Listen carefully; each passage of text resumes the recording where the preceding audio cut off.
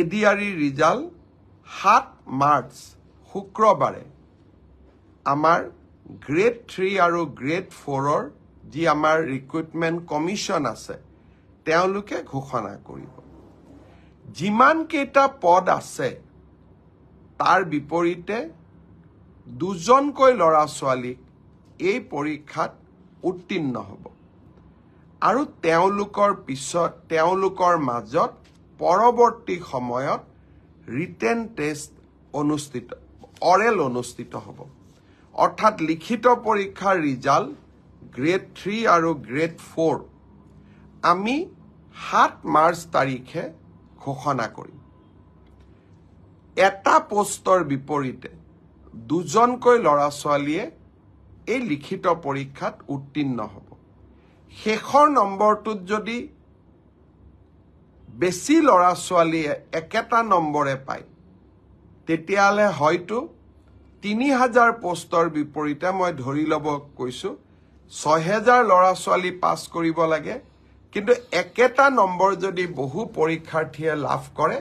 তেতিয়াহ'লে একে নম্বৰ পোৱা ল'ৰা ছোৱালী সকলেও পৰীক্ষাটোত ডেফিনেটলি পাছ কৰিব অৰ্থাৎ আমি যদি ধৰি লওঁ 50 is a cut off mark কিন্তু 50 যদি 50 জন ল'ৰাই নম্বৰ পাইছে তেতিয়াহ'লে 50 জন ল'ৰায়ে লিখিত পৰীক্ষাত পাছ কৰিব গতিকে 1:2 বুলি ক'লেও 1:2 একেবাৰে গ্ৰামাটিক্যাল সেন্সত নহব হয়তো 2-4জন ল'ৰা ছোৱালীয়ে বেছিকৈ পাছ কৰিব এডিআৰইৰ পৰীক্ষালৈ তাৰ ৰিজাল্ট কি হ'ব তাক আপোনালোকে জানেই সেইবাবে মই যিসকলে পাছ কৰিব তেওঁলোকক অভিনন্দন জনাইছো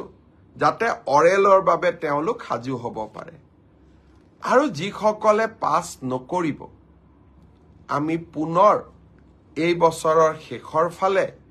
নতুন বিজ্ঞাপন দিয়াৰ বাবে চেষ্টা কৰিম আপোনালোকে আৰু এবাৰ পৰীক্ষাত অৱতীৰ্ণ হ'ব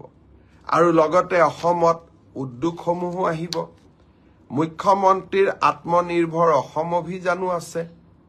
আমি নিজকে তৃতীয় আৰু চতুৰ্থ বৰ্গত নহলেও বেলেগ ধৰণেও জীৱন সফল কৰাৰ বাবে আমি প্ৰচেষ্টা কৰিম বহুত ল'ৰা ছোৱালীয়ে মোক কৈ থাকে যে চতুৰ্থ শ্ৰেণীৰ পৰীক্ষাত বিএ পাছ কৰা ল'ৰাইও পৰীক্ষা দিছে এতিয়া কথাটো হ'ল আমি কোনোবাই যদি নিজকে চৰকাৰক ফাঁকি দি পৰীক্ষা দিয়ে তদন্ত নোহোৱালৈকে মুখ্যমন্ত্ৰীয়ে গম পাব নোৱাৰে কেতিয়াবা আপোনালোকে এনেকে মোক ফেচবুকত লিখে টুইটাৰত লিখে যেন মই সব গম পাওঁ কোনোবা ল'ৰা এজনে যদি বিএ পাছ কৰিও নিজৰ যোগ্যতাটোক লুকুৱাই পেলাই চতুৰ্থ শ্ৰেণীৰ পৰীক্ষাত আবেদন কৰে মুখ্যমন্ত্ৰীজনে কেনেকে গম পাব আপোনালোকে খবৰ দিব আপোনালোকক আমি সুবিধা দিম যে এনে যিসকল লোকে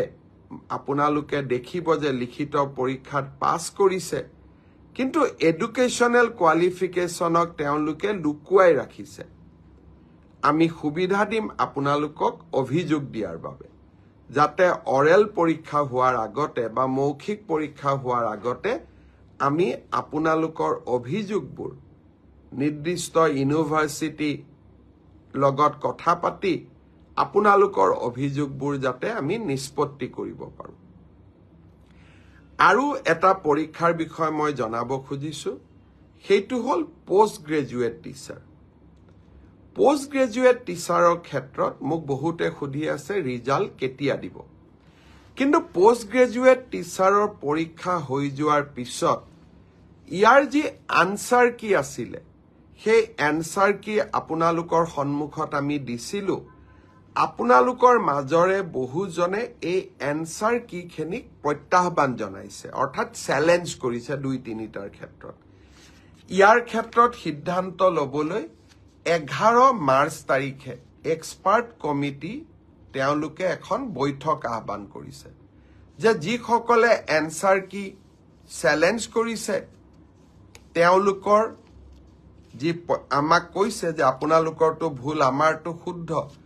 প্ৰতিটা আবেদন প্ৰতিখন আবেদন আমি পুংখানুপুংখভাৱে বিবেচনা কৰিব লাগিব যাতে আমাৰ ভুল হলেও আমি শুদ্ধ কৰি নিজকে ল'ব পাৰো দিলীপ শইকীয়া ডাঙৰীয়া আমাৰ অসম ৰাজ্যিক বিজেপিৰ সভাপতি তেখেতেও এই ব্ৰডকাষ্ট চাই আছে দিলীপ শইকীয়া ডাঙৰীয়াক মই বহুত বহুত ধন্যবাদ জনাইছো যে আপুনি এই ব্ৰডকাষ্ট চোৱাৰ বাবে অলপ সময় উলিয়াইছে আপোনাক বহুত বহুত ধন্যবাদ জনাইছো